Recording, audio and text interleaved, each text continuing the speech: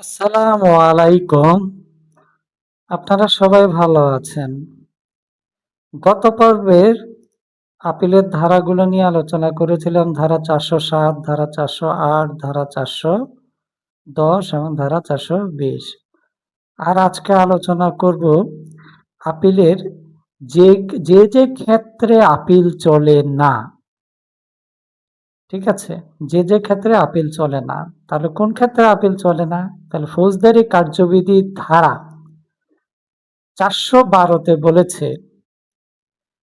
আসামি দোষ স্বীকার করলে আপিল চলে না। আচ্ছা, ধারা ফৌজদারি কার্যবিধি ধারা ৪০৪ বলেছে অন্য কোনো বিধান না থাকলে আপিল চলে না।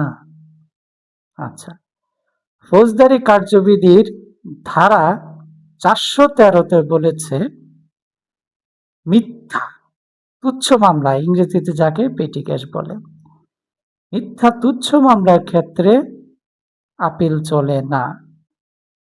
এক্ষেত্রে যদি ৫০ টাকা জরিমানা করা হয় ও ১ মাসের কারাদণ্ড দেওয়া হয় তাহলে সেক্ষেত্রে আপিল চলে না। তাহলে ৫০ টাকার ১ টাকাও যদি বেশি হয় তখন আপিল চলবে।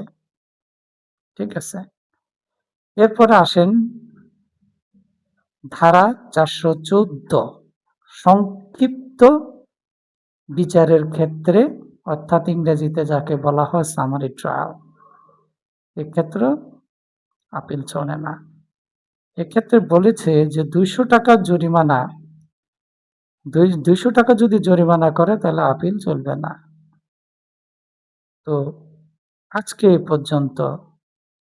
আমার আজকের পর্বটা যদি আপনাদের ভালো লাগে তাহলে একটা লাইক, শেয়ার, কমেন্টস, সাবস্ক্রাইব করতে আপনারা ভুলবেন না। আমি ফিহা ল স্কুলের পক্ষ থেকে অ্যাডভোকেট মোহাম্মদ মুদ্দাসির ইব্রাহিম বলছি। আপনারা সবাই ভালো থাকেন। আসসালামু আলাইকুম।